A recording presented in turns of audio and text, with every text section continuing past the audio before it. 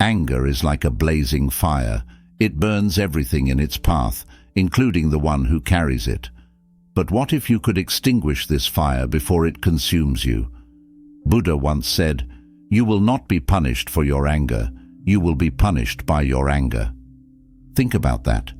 Every moment you spend holding on to anger is a moment lost from your peace, your happiness, and your true self. In this video, I'll share 7 powerful Buddhist lessons that will shift the way you see anger forever.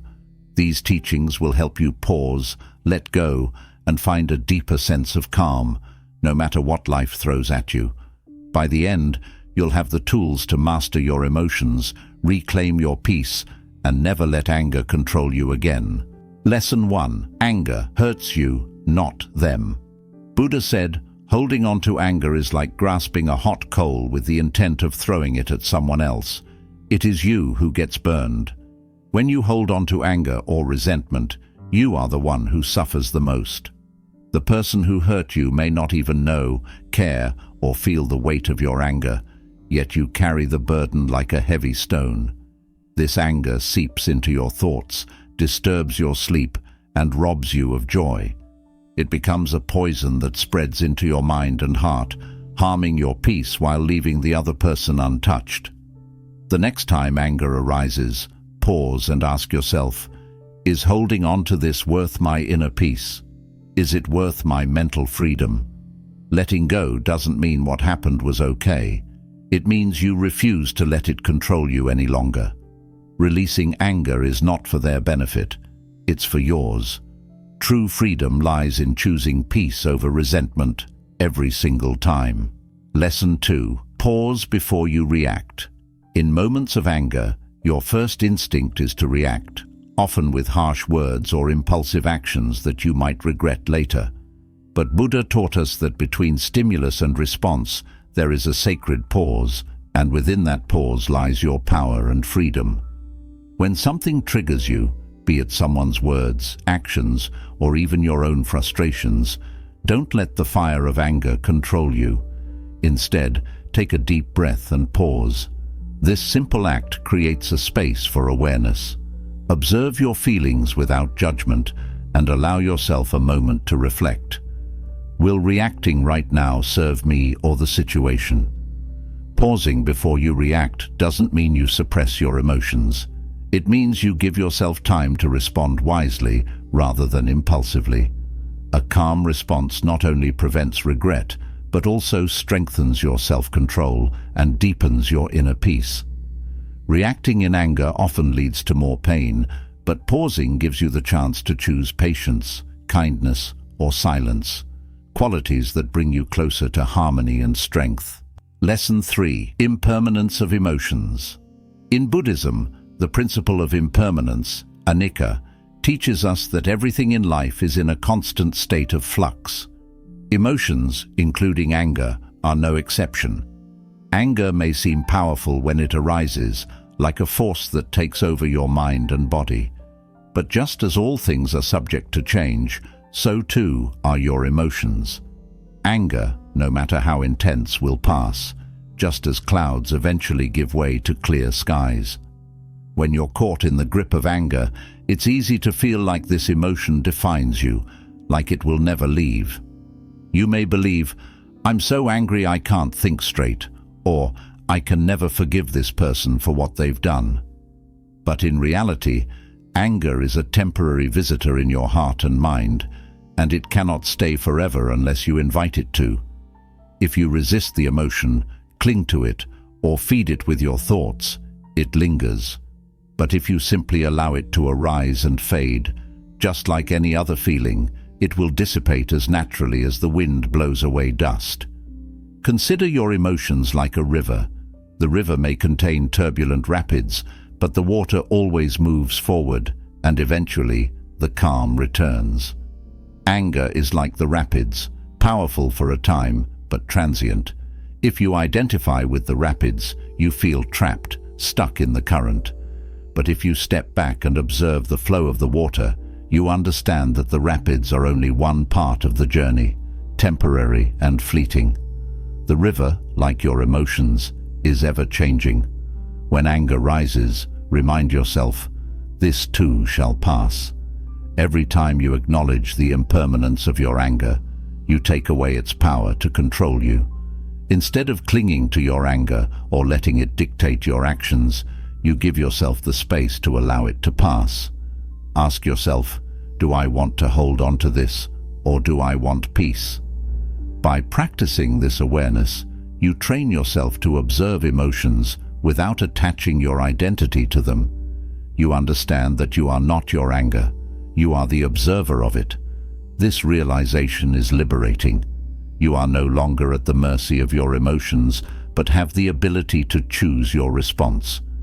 You may still feel anger, but it no longer defines you or your actions. In every moment, you have the opportunity to choose peace. The more you practice seeing your anger as impermanent, the more you will experience the joy of letting go. You realize that anger, just like any emotion, is a passing moment in the vast, infinite landscape of your mind.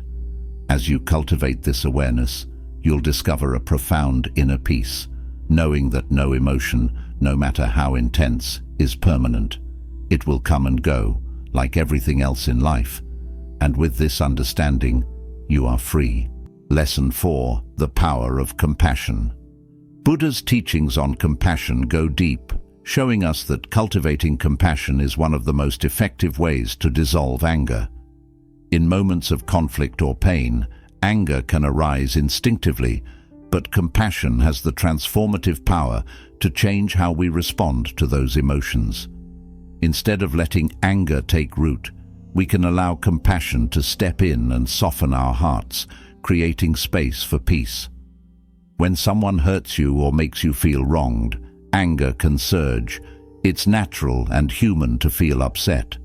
However, in those moments, if you can pause and reflect on the idea that this person's actions may be rooted in their own pain, confusion, or suffering, your perspective shifts. Buddha taught that people who cause harm are often suffering in ways we can't always see. Their actions might be driven by fear, insecurity, or unresolved inner pain. Understanding this can turn your anger into empathy, not because you excuse their actions, but because you recognize that their behavior stems from their own suffering, and in that understanding, you find a way to respond with compassion. Imagine this. You're walking through a forest, and you step on a sharp rock. Naturally, you might cry out in pain, but then you see someone else struggling with the same rock beneath their feet. Instead of turning away in judgment, you would want to help them, understanding that they are just as hurt as you were. Compassion allows us to see beyond our own wounds and understand that others, too, are carrying their own burdens. When we respond with compassion, we lighten the weight of that suffering for everyone involved. Rather than reacting with anger when you feel hurt, ask yourself, what is the suffering behind this person's actions? What are they going through that's causing them to act this way? This shift in perspective creates an opening in your heart for understanding and kindness, allowing you to respond with peace instead of reaction. Compassion does not mean condoning harmful behavior, but rather seeing through the eyes of another. It means understanding that everyone, in their own way, is struggling with something and extending empathy to them instead of judgment.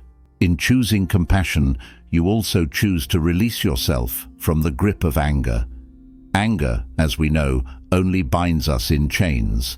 It's a heavy burden that weighs down our hearts, poisons our minds, and clouds our clarity. Compassion, on the other hand, is freeing. It allows you to let go of resentment and offers you a pathway to healing. When you respond with compassion, you begin to break the cycle of suffering, not just for others, but for yourself as well. As you continue to cultivate compassion in your life, you'll notice how it alters the way you see the world. It softens your judgments, opens your heart, and frees you from the anger that once controlled you.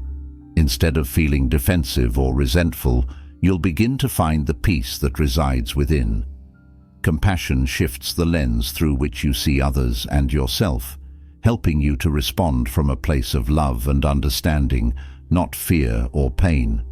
With every act of compassion, anger loses its power and peace takes root. The more you practice compassion, the more natural it becomes to let go of anger, creating a space for healing, peace, and connection in your life. Lesson 5. Respond, don't react. Buddhism offers a powerful distinction between reaction and response, a concept that can transform the way we handle our emotions, particularly anger. Reactions are often impulsive, driven by the automatic patterns of our mind, reflexive responses based on our conditioning, fears, or past experiences. These reactions tend to escalate situations, fuel conflict, and leave us feeling more frustrated and disconnected from our true nature. On the other hand, a response is conscious, thoughtful, and deliberate. It comes from a place of mindfulness and awareness, choosing peace and clarity over emotional turmoil. Anger is a prime example of an emotion that often prompts a reaction. When we're faced with situations where we feel hurt, disrespected, or threatened, the initial impulse is usually to strike back, to defend ourselves, or to prove our point. This is a natural human response, a reflex built into us for survival. But the problem with reacting in anger is that it only perpetuates the cycle of suffering. Anger leads to more anger, hurt leads to more hurt, and conflict escalates rather than resolves. In such moments, our ego takes the wheel, and we lose sight of the possibility of peace. But there is another way. Instead of reacting, we can choose to respond. Buddha's teachings emphasize the power of mindfulness, being aware of our thoughts, feelings, and actions in the present moment. When anger arises, we don't need to act on it right away. We can take a breath, pause, and allow ourselves the space to reflect before we act. This pause is incredibly powerful. It's the moment where we transition from automatic reactions to conscious responses. When we stop and breathe, we interrupt the natural impulse to lash out. In that stillness, we create room for clarity, understanding, and wisdom. In the moment of anger, instead of thinking, "How dare they do this to me?" or "I need to make them understand how wrong they are," ask yourself, what do I truly want in this situation? How can I respond in a way that brings peace rather than conflict? What will help both me and the other person heal? This shift in perspective doesn't mean ignoring your feelings or suppressing your anger. It simply means choosing not to be controlled by it. You're acknowledging the emotion without letting it control your actions. By doing so, you free yourself from the impulsive need to retaliate, and you allow your true self, your wisdom, compassion, and equanimity to guide your response. The Buddha spoke frequently about equanimity, a state of mental and emotional balance where you remain calm and composed regardless of external circumstances. When we react impulsively to anger, we abandon equanimity and let our emotions dictate our behavior. But by learning to pause and respond mindfully, we can cultivate this inner balance. We regain control over our reactions and reconnect with our true nature, which is peaceful, clear, and wise. Responding with equanimity means not being swayed by the turbulence of anger, but rather choosing a path that leads to resolution and understanding. It's about being the calm in the storm, not getting swept away by it. Imagine a situation where anger arises in your mind. Perhaps someone cuts you off in traffic or makes an offhanded comment that stings. In the past, your immediate reaction might have been to shout, honk your horn, or retort sharply.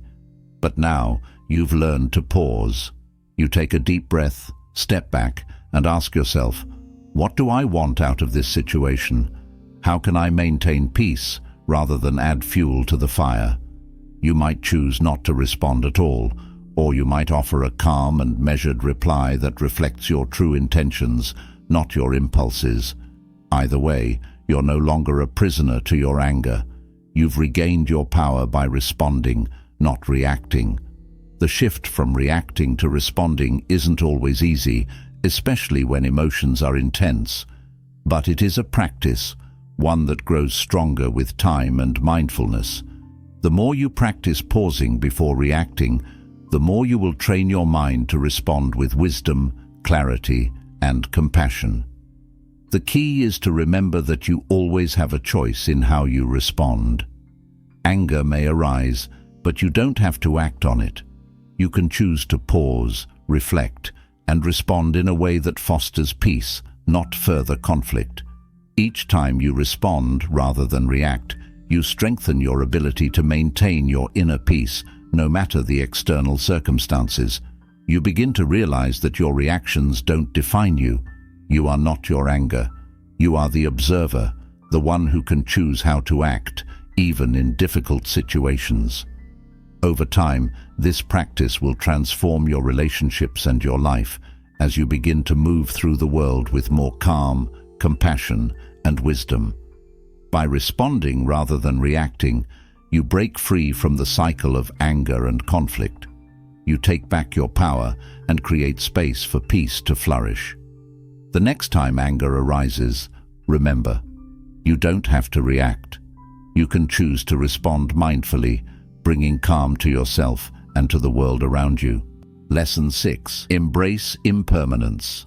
One of the core teachings of Buddhism is the law of impermanence, or anicca. It is the understanding that everything in life is in a constant state of flux. Nothing is permanent, not even our emotions. This truth is essential when it comes to handling anger. Often we feel anger intensely, as though it will last forever, consuming us in the moment. But by embracing the reality of impermanence, we can recognize that, like all emotions, anger is fleeting. It will pass. Buddha teaches us that suffering arises when we cling to things as if they are permanent, including our feelings. When anger arises, it often feels overwhelming, as if it will never go away. We may ruminate on the injustice, replay the situation over and over in our minds, or hold on to the resentment. But the truth is, holding on to anger is like holding on to a storm cloud that is bound to disperse. When we grasp tightly to anger, we prolong our own suffering. But when we accept that it is temporary, we allow ourselves to release it more freely. Impermanence is not just about accepting the change in the world around us. It is also about recognizing that our inner world is in constant motion. Emotions, just like everything else, rise and fall. Anger is no different. It might seem overwhelming at first, but with the understanding that it is impermanent, you can approach it with greater detachment. Instead of identifying with the anger or letting it define you, you can simply observe it, knowing it will pass. This shift in perspective helps you let go of the anger more easily. When you're in the midst of anger, remember that it will not last forever. The intensity you feel now will subside, and with time, the situation that sparked the anger will be but a distant memory. This awareness allows you to navigate life with more ease, knowing that even when you face difficult moments or challenging emotions, they are temporary. This is especially powerful because it shifts your focus from the current moment of suffering to the broader view of life. Everything changes, and this too shall pass. Imagine a time when you felt consumed by anger. Perhaps someone said something hurtful, or a situation didn't go the way you expected. In that moment, it seemed like the anger would never leave. But looking back, you can see that the anger eventually faded.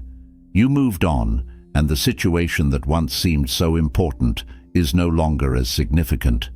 This is the nature of life. Nothing stays the same forever.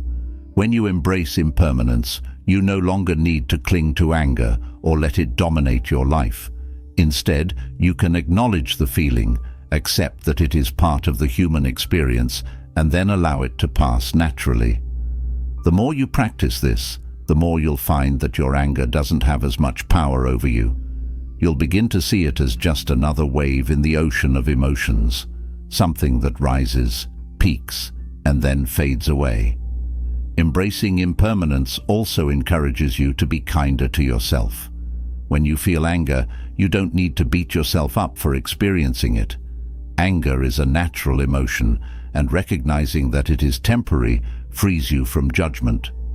Instead of thinking, "I shouldn't be angry," you can simply think, "This is an emotion I'm experiencing right now, but it will not last forever." This awareness brings more self-compassion and patience with yourself, as you allow yourself to feel your emotions without attaching to them or letting them define you. With this understanding, you also learn to be more compassionate toward others. When someone wrongs you or angers you, instead of holding on to that anger, you can remember that their actions too are part of the impermanent flow of life. People act out of their own suffering, and just like your anger, their behavior is temporary. Recognizing that everyone is in the process of change can soften your responses and open your heart to more understanding and forgiveness. The practice of embracing impermanence helps you develop resilience and emotional freedom. When you see that everything, including your anger, is temporary, you free yourself from the need to control or resist it. Instead, you learn to navigate through life's challenges with greater ease, knowing that no matter how intense the emotion, it will eventually pass. The more you embrace impermanence, the less you will cling to anger and other negative emotions, and the more you will find yourself at peace with whatever comes your way. Lesson 7. Let go of attachment. Buddhism teaches that attachment is the root of suffering. We often think of attachment in terms of material possessions, but attachment to people, situations, and even emotions can also cause immense pain. When we become attached to a particular outcome or cling to certain expectations, we set ourselves up for disappointment and frustration. This is especially true with anger. We may hold on to anger when we feel that something or someone has wronged us, believing that by holding on to this emotion, we are asserting our control or protecting ourselves. But in reality, attachment to anger only perpetuates our suffering. Attachment creates a false sense of security. We cling to the idea that things should go our way, that people should behave according to our desires, and that life should be fair. When things don't meet these expectations, we become angry. But anger rooted in attachment is not true anger. It's the result of our own rigid expectations and attachments to how life should be. This kind of anger arises because we're not accepting things as they are. We're resisting reality. Letting go of attachment doesn't mean that we stop caring or that we become indifferent to the world around us. It simply means that we stop clinging to the way we think things should be. We begin to accept the impermanence of life, understanding that nothing is fixed and everything is constantly changing. When we let go of attachment, we allow ourselves to experience life as it is, without the unnecessary burden of anger and frustration. When you find yourself angry, ask yourself, what am I attached to in this situation? Are you attached to being right? Attached to an outcome that didn't happen as you expected? Are you attached to your image of yourself as a victim, or to the idea that someone else's behavior should align with your desires? Recognizing the attachment is the first step toward freeing yourself from anger. Once you identify what you're attached to, you can consciously choose to release it. Imagine a situation where you're angry with someone for not meeting your expectations. Perhaps they've let you down, or they didn't behave the way you hoped. In that moment, you can pause and ask yourself, why does this hurt so much? Often, it's because we're attached to the idea that this person should behave differently, or that the situation should have unfolded according to our wishes. But in truth, no one is obligated to meet our expectations, and no situation is guaranteed to go the way we want. By letting go of this attachment, you can allow the situation to be as it is, without letting it rob you of your peace. This practice of non-attachment is deeply liberating. When you release attachment, you release the hold that anger has over you. You no longer need to fight with life or force things to go your way. Instead, you accept what is, knowing that your peace doesn't depend on external circumstances. In this space, anger no longer has the power to control your actions or emotions. You become free to respond with wisdom and compassion rather than reacting with frustration and bitterness. Buddha's teachings on non-attachment remind us that true freedom comes from letting go. Attachment creates the illusion of control, but in reality, it limits us and keeps us bound to suffering. When we let go of attachment, we open ourselves up to greater peace, joy, and acceptance. We stop clinging to the past, to what could have been, or to the way we think things should be. Instead, we embrace the present moment with an open heart, free from the chains of attachment. As you practice letting go of attachment, you'll begin to notice a profound shift in your life. The things that once triggered your anger will no longer have the same hold over you. You'll find it easier to accept people as they are, without trying to change them or hold them to unrealistic expectations. And when challenges arise, instead of reacting with anger, you'll approach them with a sense of calm and equanimity. Letting go of attachment frees you from the cycle of anger, bringing you closer to a life of peace, wisdom, and true happiness. By learning to let go of attachment, you embrace the flow of life, with all its unpredictability and change. You no longer need to fight against reality. You simply accept it, knowing that each moment is an opportunity to cultivate more inner peace, no matter what arises. The more you practice non-attachment, the more you'll find that anger has no place in your life. Instead, you'll create space for love, compassion, and acceptance to flourish. And there you have it. 7 powerful Buddhist lessons that can transform your relationship with anger and guide you toward a life of peace and freedom. Remember, anger is just a passing storm, and by applying these teachings, you can release its hold on you and embrace a more peaceful, present life. If these lessons resonated with you, make sure to hit that like button, share this video with someone who could use a little more peace in their life, and subscribe to Buddhism Pathways for more transformative insights on how to live with wisdom, mindfulness, and inner calm. Leave a comment below and let me know which lesson spoke to you the most. I'd love to hear your thoughts and experiences. Until next time, take a deep breath, embrace the present moment, and walk your path with peace.